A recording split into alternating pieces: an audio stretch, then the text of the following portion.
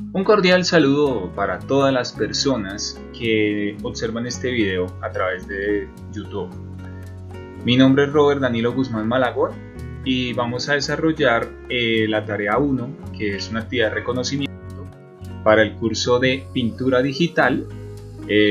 Pertenezco al grupo número 2 de este curso, que pertenece a la Facultad de Artes Visuales de la Universidad Nacional Abierta y a Distancia.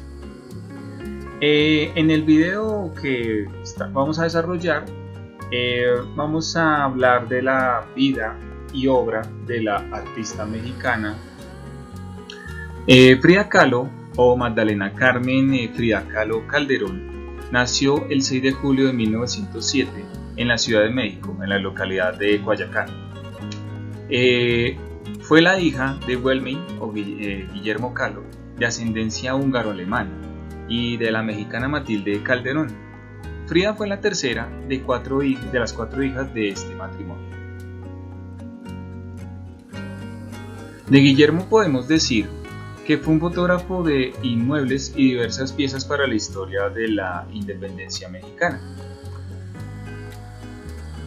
A los 6 años, Frida enfermó de poliomielitis, causándole que su pierna derecha fuera un poco más corta que la izquierda. Esto, por supuesto, fue motivo de burlas por parte de sus compañeros. No obstante, fue una estudiante constante e inquieta por los sucesos ocurridos a su alrededor. Realizó sus estudios en la Escuela Nacional Preparatoria, como podemos notar aquí en esta boleta. Es allí donde tiene su primer contacto con las ideas revolucionarias que la convertirían en el sustento de su lucha feminista y política. El momento álgido en la historia de Frida Kahlo se da a los 18 años, el 17 de septiembre de 1925, cuando Frida tuvo un trágico accidente en compañía de Alejandro Arias, un amigo del grupo estudiantil Los Cachuchas, interesado en las letras, las ideas y la política. El autobús en el que viajaba fue arrollado por un tranvía. Las consecuencias para ella fueron graves: fractura de varios huesos, lesiones en la espina dorsal, debido a esta inmovilidad en la que se vio sometida a varios meses. La obra pictórica de Frida comienza cuando ella le pide a su padre que le suministre una caja de colores que éste tenía, colores en óleo, y un caballete adaptado a sus condiciones de cama, mandado a construir con su madre, pues con quien aparentemente no tenía una buena relación, pues por sus ideas revolucionarias. El estilo de Frida es su propia supervivencia, a través del cual relataría el dolor que tuvo que padecer en su existencia, por medio de elementos oníricos, es decir, eventos ocurridos en el sueño en relación con elementos simbólicos. Por otra parte, se ve descrita la crudeza del ser humano mezclada con la ironía. En el año de 1929, Frida finalmente se casa con Diego Rivera. El matrimonio vivió en la Casa Azul, hogar de la infancia de Frida, así como el estudio de Diego, pues, en San Ángel.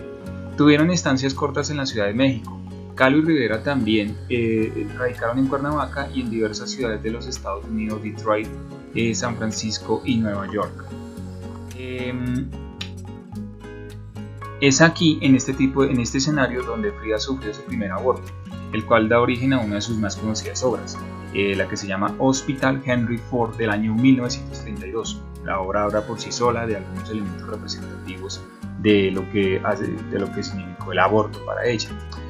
Y ya después de ocurrido este aborto, es en noviembre de ese mismo año, y por razones de trabajo de Diego Rivera, el matrimonio viajó hacia San Francisco. En esta ciudad, la pintora conocería al pintor Leo Elsner, quien sería uno de sus médicos de cabecera y uno de sus más grandes amigos. Su visión sobre los diferentes elementos visuales del entorno americano les llevarían a pintar Mi vestido cuelga aquí. El sentido cruel e irónico del artista se representa en esta pintura de Los Piquetitos, el asesinato de una dama por parte de su esposo en 21 puñaladas. Esta pintura fue relacionada con las infidelidades de Diego Rivera, en especial con su hermana Cristina. A partir de esta clase de acontecimientos, Frida se divorció del muralista en el año 1939 para contraer nuevamente nupcias con él un año después, en una relación extraña para la época, es decir, una relación abierta. En lo político, fue miembro del Partido Comunista y una fiel activista de izquierda. Junto con Rivera, acondicionó la Casa Azul en su momento para darle asilo por más de 2 años, desde 1937, a León Trotsky y a Natalia, su mujer, días antes de morir. La relación con él fue bastante estrecha, tanto que hubo un reconocimiento por parte de ambas partes hacia el otro, y la exaltación en especial de Trotsky hacia la obra de Frida Kahlo, y de Frida a León Trotsky, como se puede observar en este autorretrato del año 1937. Respecto a esta pregunta, Frida surrealista, podemos decir que en el año 1938 tuvo su primera exposición individual, en la cual tuvo encuentro con André Breton, y este planteó la posibilidad de que ella fuera surrealista, a lo que ella simplemente respondió que ella no pintaba sus sueños, sino su propia realidad, como podemos notar aquí en la venadita Okama, que pues simplemente la venadita está herida, pero es una representación de todos los inconvenientes que tuvo con Diego Rivera, además de representarse elementos que son reales. Recordemos que en el surrealismo no existe ningún halo, ninguna causa pues, de la razón pues, para poder pintar. Todo tiene que estar limitado al tema del inconsciente. Dentro de otras obras que tiene el artista, de las cuales podríamos mencionar, u otras características, a pesar de su deficiente salud y de haber sido operada en diferentes ocasiones, Frida fue una artista con una notable actividad, en la cual podía expresar su cotidianidad, como podemos observar en el autorretrato con monos, o el autorretrato de 1944, en el cual da resumen a todas las intervenciones quirúrgicas que padeció en vida. El tema de la fertilidad en la obra de Frida Kahlo fue constante. A la manera de una extraña naturaleza muerta, Frida plasma diferentes plantas, semillas, flores, vaginas, pistilos en expresiones que de pronto pues, se parecen a los fetos, por ejemplo en la zona, en este rostro, donde un feto llora, lo mismo que un tercer ojo, que pues representa el sol. Es aquí donde Frida representa la pérdida de sus hijos a través de los abortos. Por otro lado tenemos un autorretrato en el que ella se expresa en el resumen de su vida y la huella que dejó Diego Rivera en ella, a través del autorretrato con el retrato de Diego en el pecho y María entre las cejas del año 1954. En el año de 1953 se hace presente en la que sería su primera y única exposición en México, en la Galería del Arte Contemporáneo de Lola Álvarez Bravo, siendo célebre por haber asistido en su propia cama, a pesar de las restricciones médicas que se le habían impuesto en su momento.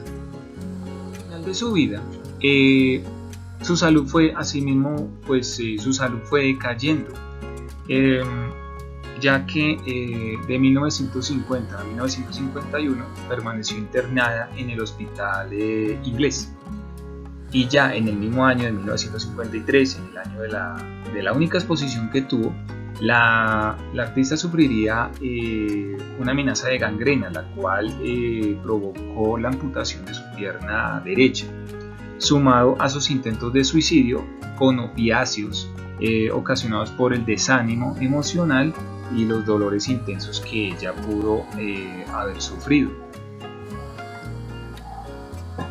Y ya después de tanto padecer, tanto sufrimiento y tantas historias vividas, Frida Kahlo murió en la Casa Azul de la Ciudad de México el 13 de julio de 1954.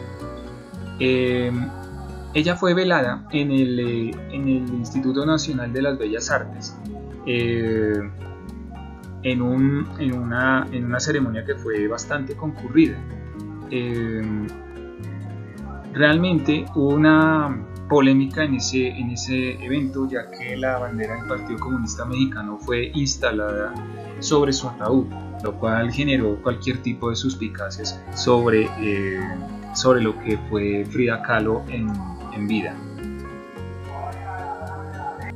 Frida Kahlo fue libertad, fue expresión, pero ante todo autenticidad y sinceridad.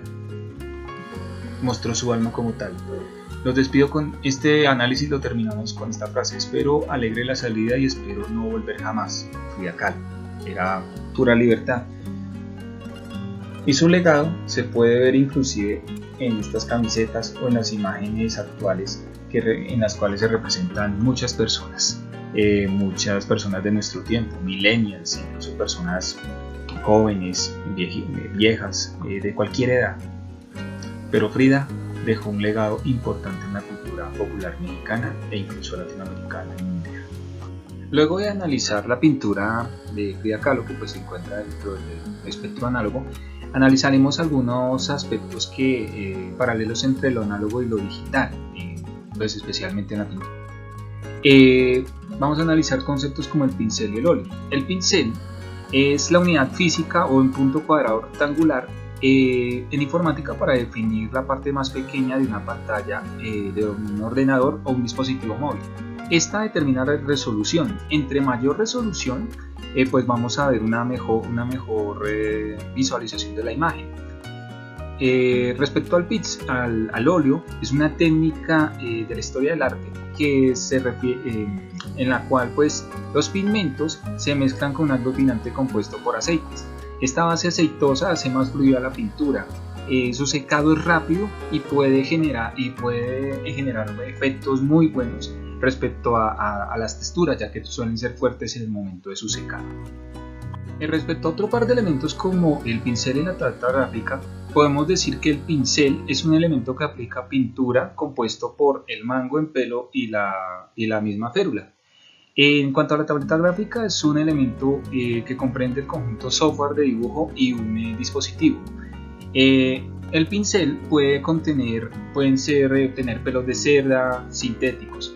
En cuanto a la tableta gráfica, se depende de un dispositivo, el lápiz óptico, que se soporta a partir de la sensibilidad de una tableta que recibe toda la información por medio de un software.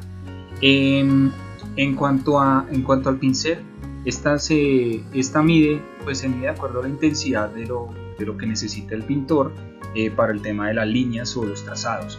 En cuanto a la tableta gráfica, podemos explicar que la alta sensibilidad define qué tan efectivo puede ser el trabajo al momento de pasar el pincel. El estándar está más o menos en 4.096 unidades de sensibilidad. A mayor sensibilidad, el lápiz óptico tiene un mejor rendimiento. Y finalmente, en cuanto a los pinceles, se deben elegir de acuerdo a la técnica que se vaya a aplicar. No puede ser lo mismo un pincel para acrílico que un pincel, por ejemplo, para técnicas de óleo. Ahora haremos una comparación de la pintura digital respecto a la ilustración, el diseño gráfico y lo que significa la publicidad como tal. De la pintura digital podemos decir que su origen está relacionado con un software de diseño gráfico conocido como Sketch o Sutherland. Estas usan pantallas digitales que soportan el uso de lápices ópticos apoyados por comandos. Luego de establecer un boceto final apoyado en el estudio de la composición, se establece el tamaño de la pintura en píxeles para darle la mejor calidad. Al igual que en la pintura análoga, se establece en la pintura elementos de composición como líneas, distribución de objetos, tonalidades, sombras, etc. Es una expresión que puede ser una variante de la pintura tradicional en cuanto a su realización. Su impresión se define en torno al sustrato que se desea manejar y en cuanto a los pinceles, al igual que la pintura análoga con el lienzo o gran telón.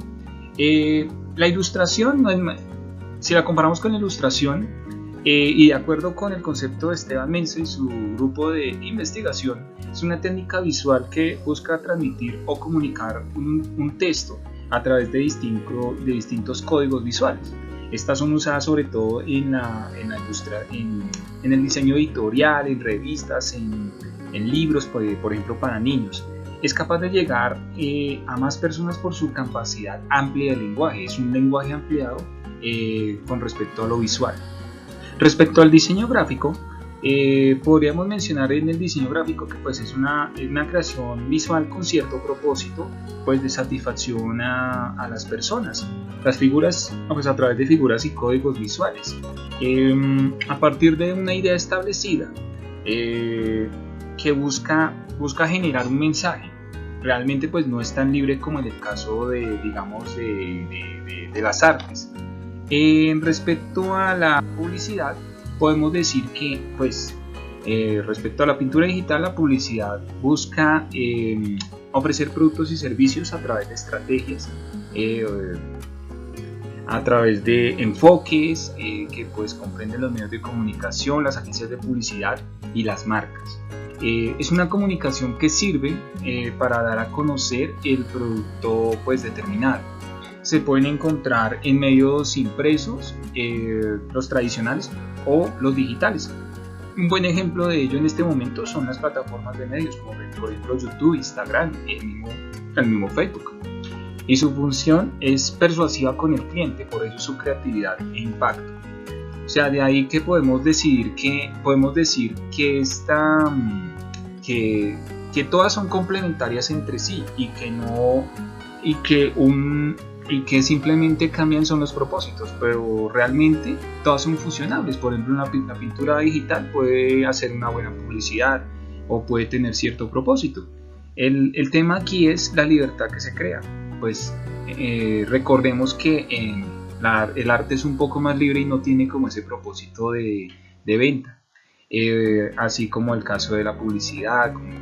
En el caso de la ilustración, pues está acompañada también de la pintura digital, apenas es una técnica, ya que la ilustración es un poco, digamos, más amplia. Todas son complementarias, pero el caso es que siempre genera un impacto, bien sea visual o bien sea en cuanto al mercadeo o bien sea en cuanto al lenguaje, como en el caso de la expresión gráfica de la ilustración a través de los libros, de los cuentos. Siempre están disponibles, siempre están a la orden del día todos estos servicios. El tema aquí, la diferencia, pienso yo, son las intenciones que tengan cada una de ellas respecto a las otras. Esta fue la bibliografía utilizada para la realización de este video. Muchas gracias por su atención. Hasta la próxima.